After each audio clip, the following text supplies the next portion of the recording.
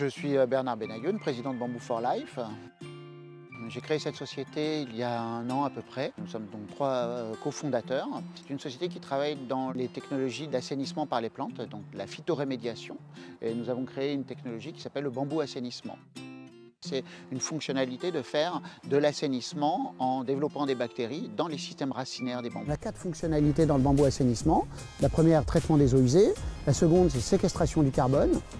Troisième, production de biomasse. Et la quatrième, rafraîchissement bioclimatique en milieu ouvert.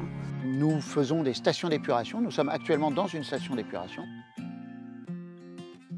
Les bactéries se développent et vont pouvoir dégrader la matière organique. Cette dégradation-là va permettre de produire des éléments minéraux qui vont être ensuite prélevés par la plante pour produire de la biomasse de bambou. Alors que toutes les stations d'épuration génèrent des boues d'épuration, nous générons du bambou à très forte valeur ajoutée.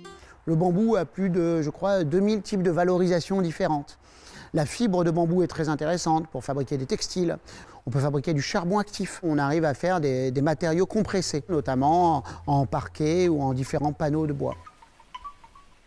Le bambou est la plante par excellence qui séquestre le plus de CO2, à raison de 60 tonnes de CO2 captées par an et par hectare. Et la dernière fonctionnalité, c'est le rafraîchissement bioclimatique. Nous sommes capables de réduire les températures dans les villes ou autour des villes, en milieu tempéré entre -3 et -8 degrés, en milieu chaud entre -10 et -20 degrés. Nous travaillons aussi bien pour des collectivités que pour des industriels, industrie agroalimentaire, industrie chimique, pharmaceutique. C'est le principe même de l'économie circulaire. On ne fait pas une station d'épuration, mais on fait une station d'épuration qui produit de la biomasse, qui va faire du rafraîchissement, qui va séquestrer du carbone. L'économie circulaire, c'est ça, c'est de réunir des fonctionnalités dans une seule et même technologie ou dans une seule et même filière.